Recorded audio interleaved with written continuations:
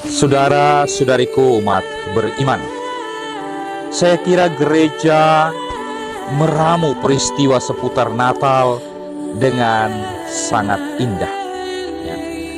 Ada sorak-sorai, ada kegembiraan, ada sukacita karena Allah telah lahir ke dunia.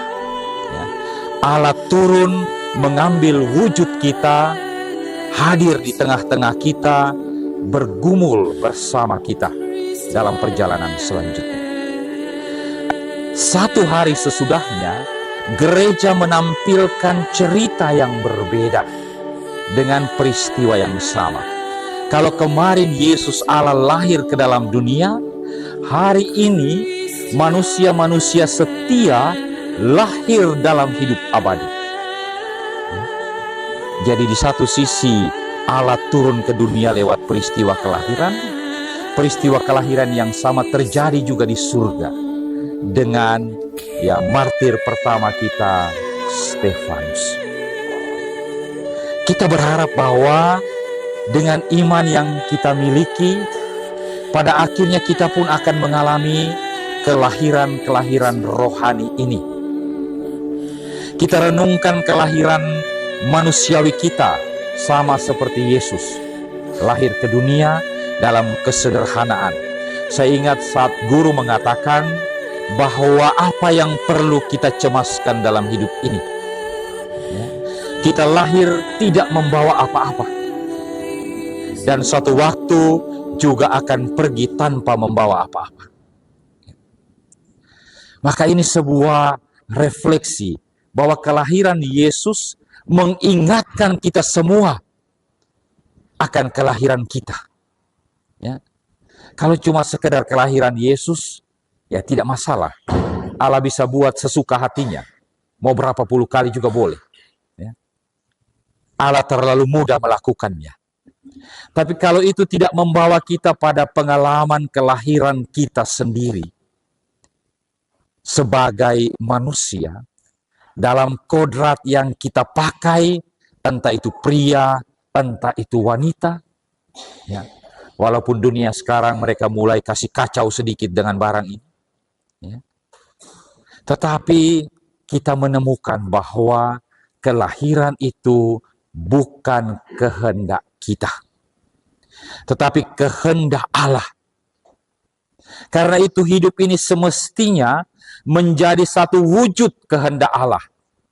Karena lahir kita itu bukan kehendak kita. Dan kalau kita sampai pada titik ini, maka saya kira setiap orang akan takut kalau hidupnya tidak menjadi perwujudan kehendak Allah. Dan betapa indah apa yang Tuhan kehendaki dalam hidup ini. Saya ingat satu waktu ada sebuah tulisan dikirim ke saya. Dia katakan begini, tolong pakai payungmu, Tuhan mau menyiram tanamannya. Jadi musim hujan itu dia bikin menjadi indah karena dia merasa bahwa Tuhan sedang melakukan sesuatu dengan kehidupan. Saya tidak tahu apakah kita sampai pada pengalaman-pengalaman yang indah tentang hidup kita, atau semua penuh dengan keluh kesah, atau semua penuh dengan beban berat, sehingga kita hanya bikin puisi-puisi menyedihkan. Tetapi mari kita lihat, kalau ini memang kehendak Tuhan, maka Tuhan punya rencana. Banyak hal lucu yang saya pernah dapatkan tentang ini. Suatu waktu ada juga yang tulis begini, sebenarnya Tuhan mau ciptakan kita ini hitam dan putih, gitu. Tetapi Tuhan kemudian lupa, akhirnya jadi warna-warni.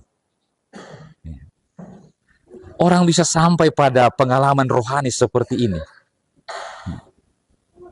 Tapi kadang-kadang kita kalau tulis buku diari, Tuhan hari ini saya begitu sakit hati, Tuhan hari ini saya begitu kecewa, Tuhan hari ini saya bergumul. Kapan ada pelangi dalam hidup ini? Maka Yesus lahir Yesus mau beri pesan pada kita bahwa tidak peduli di kandang, tidak peduli tidak ada orang tahu, karena kegembiraan itu tidak ada di mana-mana, ada pada Yesus sendiri. Ada pada kita, ada pada saya, dan ada pada saudara dan saudariku. Ya. Di sana kita perlu bermenung. Ya. Kita perlu melihat hidup ini dengan satu cara yang berbeda. Kalau kita memang betul-betul mau masuk pada spiritualitas Natal. Kalau cuma merayakan saja, cuma selesai dengan perayaan-perayaan manusiawi, maka saya kira tidak akan sejauh itu kita berjalan. Ya. Orang yang tidak pernah berjalan jauh tidak tahu bercerita tentang lelah. Ya. Karena itu bagi saya, kalau perjalanan Natal kita hanya sampai pada hal-hal seremonial, pada sukacita, maka perjalanan kita tidak jauh. Tidak ada cerita. Ya. Saya boleh bilang begitu.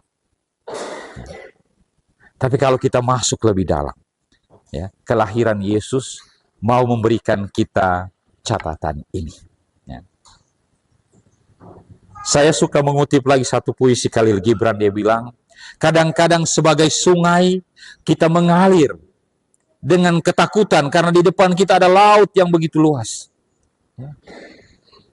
Sehingga sungai itu berpikir akan kembali ke belakang.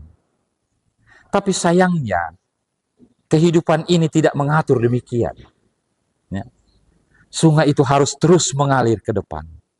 Walaupun dia takut dengan samudra yang begitu luas, tapi dia akhirnya sampai di sana. Bagus sekali Khalil Gibran, ini bukan persoalan masuk ke dalam laut, tetapi ini masalah menjadi laut. Kita kadang-kadang mungkin berpikir takut menjadi laut, takut menjadi orang beriman dengan kedalaman hidup. Barangkali kita sudah membayangkan akan mati seperti Stefanus, akan jadi martir, sehingga banyak orang beriman, mungkin yang penting saya Katolik, selesai. Ya. Tetapi Stefanus hari ini memberi contoh berbeda. Bahwa kalau kita setia menghayati kelahiran Yesus, menemukan indahnya dalam hidup kita, maka kita hanya terlahir dan tidak pernah mati. Ya. Hidup ini akan selalu menjadi kelahiran dan bukannya kematian, bukan akhir. Kita terlahir ke dunia, kita terlahir menjadi dewasa, kita terlahir menjadi keluarga baru, kita terlahir menjadi tua, dan pada akhirnya terlahir dalam hidup abadi. Ya. Sesuatu yang tidak perlu dan tidak pantas disesali. Maka mari kita rayakan setiap kelahiran ini. Mungkin saya sekarang terlahir sebagai anak remaja ketika kita lihat putra-putri kita mulai bertumbuh. Mungkin saya sekarang terlahir sebagai seorang dewasa ketika anak-anak kita mulai masuk usia-usia dewasa. Mungkin saya terlahir sekarang sebagai bapak dan ibu ketika kita masuk hidup berkeluarga. Mungkin saya terlahir sebagai orang yang mulai masuk usia lanjut ketika usia tak dapat kita hindari. Dan mungkin beberapa di antara menyiapkan diri untuk kelahiran abadi. Ya. Maka kalau di situ letak hidup ini dimaknai, saya kira setiap orang akan berani menjadi martir. Martir kehidupan. Bukan karena kita menumpahkan darah, tetapi kita berani mengatakan kepada ketakutan, kau tidak berkuasa lagi dalam hidup saya. Kita berani mengatakan pada kekhawatiran, kita berani mengatakan pada kecemasan, kamu tidak ada lagi dalam hidup saya. Saya kira inilah yang menjadi harapan kita semua, dan dalam iman, dalam doa, semoga kita semua boleh tiba di sana. Tuhan memberkati kita selalu. Amin.